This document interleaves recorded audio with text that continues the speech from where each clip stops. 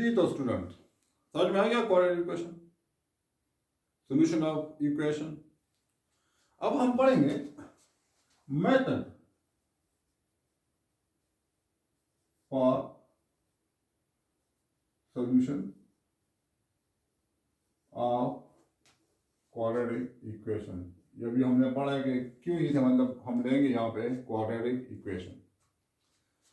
हमारे पास 10th के level पे 3 मेथड है इक्वेशन सॉल्व करने की, क्वाड्रेटिक इक्वेशन सॉल्व करने की। एक फैक्टराइजेशन, मोस्ट इंपॉर्टेंट और मोस्ट कॉमन।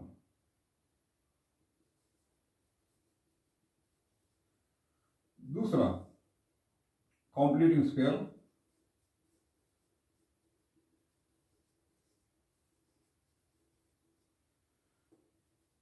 तीसरा क्वाड्रेटिक फार्मूला।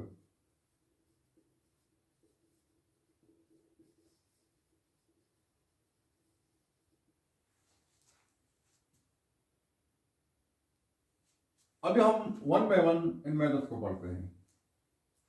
पहले हम फैक्टराइजेशन पढ़ते हैं।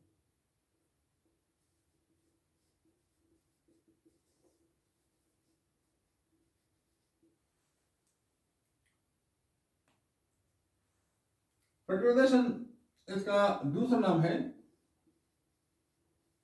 सम and product rule.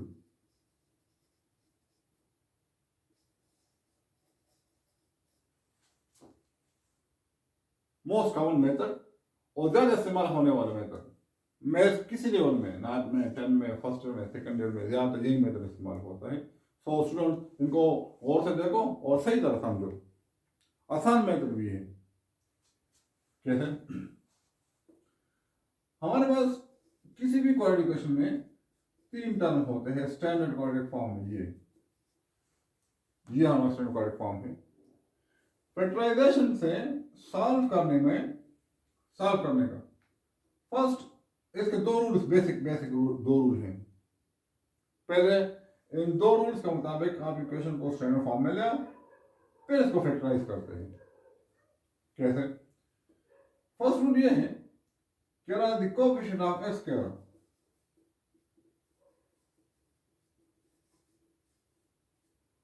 Mean A,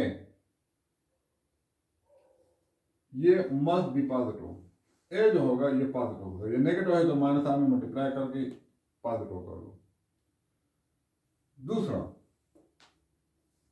equation जो होगा वो स्टैंडर्ड फॉर्म में होगा।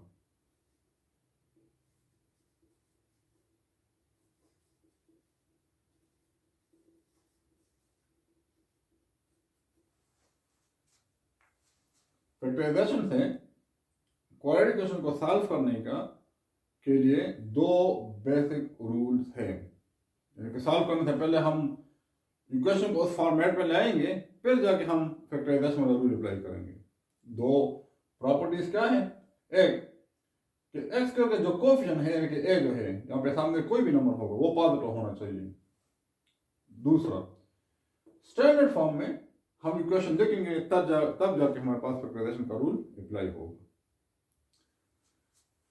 अब ये भी पढ़ा है कि किसी भी क्वाड्रेटिक इक्वेशन में, स्टैंडर्ड क्वाड्रेटिक इक्वेशन में 3 टर्म्स हमारे पास होते हैं। तो फैक्टराइजेशन का रूल ये होगा कि आप फर्स्ट टर्म और लास्ट टर्म आपस में मल्टीप्लाई कर लें।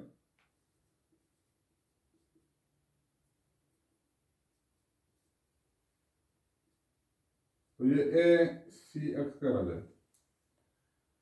अब 2 ऐसे नंबर ले लें जिनको मल्टीप्लाई करने से ये ए सी एक्स कर आ जाए, और ऐड करने से कि प्लस करने से मिडिल टर्म आ जाए। इस वजह से इस मेथड को हम मिड टर्म ब्रेक भी कहते हैं। यानी कि इसकी मिड टर्म को 2 हिस्सों में तकसीम कर लेते हैं। 2 ऐसे नंबर ले लें, यानी कि अगर मैं यहाँ पर ऑपरेटर लगा देता हूं कि इन्हीं 2 नंबर को, सपोज कर ले मैं केवल 2 नंबर है, फर्ज करे एक ई है एक एफ है। ई और एफ को मल्टीप्लाई करने से ए सी एक्स आ जाए, मल्टीप्लाई करने से और ई और एफ को प्लस करने से बी एक्स आ जाए।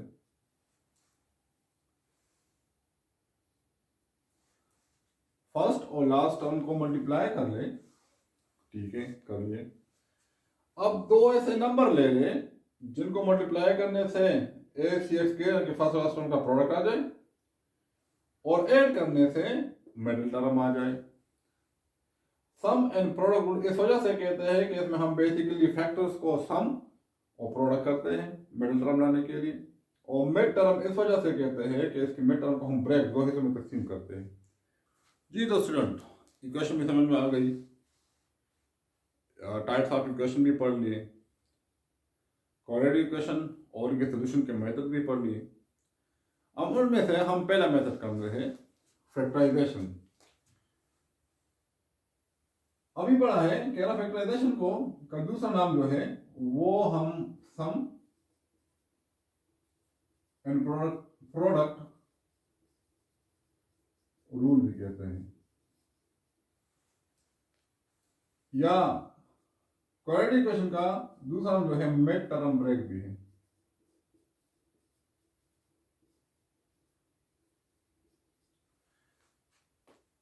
फैक्टराइजेशन से किसी भी क्वाड्रेटिक इक्वेशन को सॉल्व करने से पहले हमने दो चीजें करनी है। एक, इक्वेशन को स्टैंडर्ड फॉर्म में लाना है,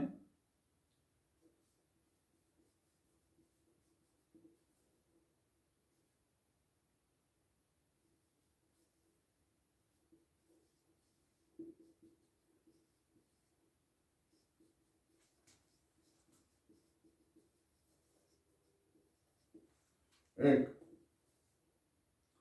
right equation in standard form,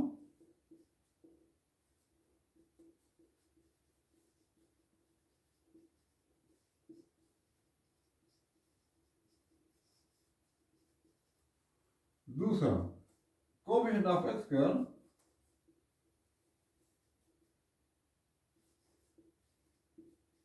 is positive.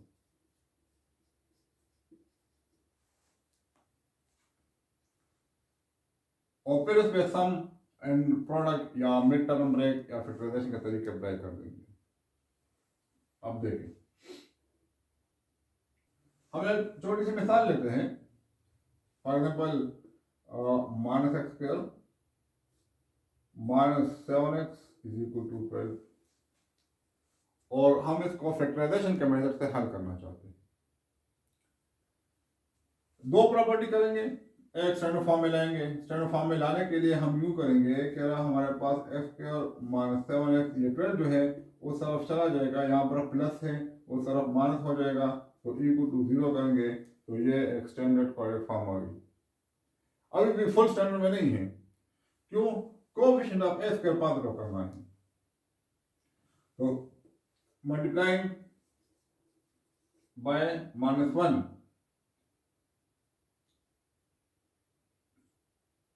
अब इसको -1 से मल्टीप्लाई करेंगे, बोथ साइड को -1 से मल्टीप्लाई करेंगे।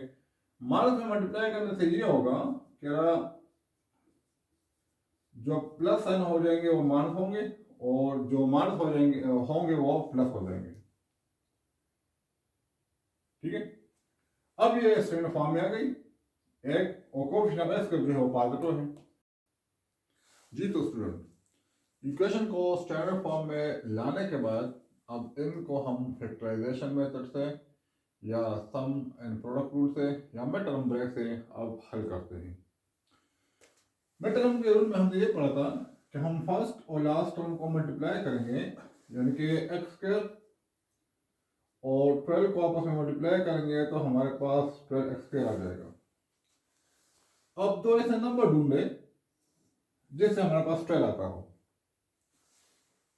12 1 12 एक फैक्टर ये हो सकता है, 6 2 12 एक ये फैक्टर ये हो सकता है, और 4 3 12 एक फैक्टर ये हो सकता है। हमने रूल में सीखा था कि फर्स्ट और लास्ट टर्म को मल्टीप्लाई करने से 12 आ जाए, लेकिन इन दोनों को फिर प्लस करने से हमारे पास मिडिल टर्म आ जाए, ठीक है। अब 12x और 1x को मल्टीप्लाई करने से तो 12x स्क्वायर आ सकता है, लेकिन हम 12x और 1x को जमा करने से फिर हमारे पास मिड टर्म यानी कि 7x नहीं आ सकता, तो ये हमारे पास नहीं है, ये नहीं लिखेंगे, ये फैक्टराइजेशन से नहीं हो सकती। दूसरा, हमारे पास 6x और 2x को मल्टीप्लाई करने से तो 12x स्क्वायर आ सकता है, लेकिन प्लस करने से हमारे पास 8x आता है। अब भी हमारे पास 7x चाहिए, 7x नहीं आ रहा। 3 और 4 यानी कि 4x और 3x को मल्टीप्लाई करने से हमारे पास 12x स्क्वायर आता है, और 4x और 3x को प्लस करने से 7x आता है। अब देखिए हमारे पास वो फैक्टराइजेशन के दोनों कंडीशन पूरे हो रहे हैं। पहला कंडीशन, मल्टीप्लाई करने से फर्स्ट और लास्ट टर्म का प्रोडक्ट आ जाए, सम करने से मिडिल टर्म आ जाए, तो ठीक है, दोनों कंडीशन पूरे हैं। अब यूं करते हैं कि फर्स्ट टर्म और लास्ट टर्म को अपनी जगह पे लिखते हैं और मिड टर्म को ब्रेक करते हैं। कैसे ब्रेक करते हैं? 4x और 3x ये हमारे पास हो गया ब्रेक, ठीक है। अब इनके पेयर बना लेते हैं, एक ये पेयर एक ये पेयर, यानी कि अगर हम इसको पेयर फॉर्म में लिखेंगे तो यू लिख सकते हैं कि x square plus 4x plus हमारे पास 3x प्लस 12, इसको अलग सा पेयर और इसको अलग सा पेयर इक्वल टू क्या 0 कर देते हैं। अब दोनों पेयर में से कुछ ना कुछ कॉमन निकलेगा, कुछ भी कॉमन नहीं तो 1 तो कॉमन निकलेगा। इन दोनों में से x कॉमन है तो x कॉमन कर लेते हैं, ये आपके पास x प्लस 4 हो जाएगा, प्लस है तो प्लस। इन दोनों में से 3 कॉमन है तो 3 कॉमन कर लेंगे, यहां पर x आ जाएगा, 3 4 दात हमारे पास 12, तो ये हमारे पास x प्लस 4। अब याद रखें, बहुत इंपॉर्टेंट बात है कि ब्रैकेट के दरमियान जो फैक्टर है वो साइन समेत एक जैसा होना चाहिए, यानी कि अगर यहाँ पर x प्लस 4 है तो यहाँ पर भी x प्लस 4 होना चाहिए, यहाँ पर x माइनस 4 है तो यहाँ पर x माइनस 4 होना चाहिए, दोनों फैक्टर्स ब्रैकेट के अंदर एक जैसे होने चाहिए। अब कंसिडर कर लें कि ये हमारे पास पूरे टर्म है और ये हमारे पास पूरे दूसरा टर्म है, तो दोनों टर्म में से x प्लस 4 और x प्लस 4 कम हो सकता है। यहां से x प्लस 4 कॉमन करेंगे तो यहां पर x रह जाएगा, यहां से x प्लस 4 कॉमन करेंगे तो यहां पर 3 रह जाएगा, तो आपके पास दो फैक्टर आ जाएंगे। अब बारी बारी दोनों फैक्टर को इक्वल टू 0 कर दे, एक फैक्टर ये इक्वल टू 0 और ये एक फैक्टर ये इक्वल टू 0, ठीक है। अब ये 4 जब उस तरफ चला जाएगा तो ये हमारे पास -4 हो जाएगा और ये हमारे पास जो इस तरफ से हमारे पास -3 हो जाएगा, तो आपका जो सोल्यूशन सेट होगा वो आपके पास -4 और -3 होगा, और यही हमारे पास जो दोनों आंसर निकले हैं, these are called roots of quadratic equation, roots of quadratic equation, जिससे हमारे पास ये सवाल कंप्लीट हो जाएगा। जी दोस्तों, स्टूडेंट, अगर हमारे आपको ये वीडियो अच्छी लगे तो काइंडली हमारे चैनल को सब्सक्राइब करें, लाइक करें और दोस्तों के साथ शेयर करें, और ऐसी मजीद वीडियो अच्छी वीडियो के लिए हमारे चैनल को देखते जाइए। शुक्रिया।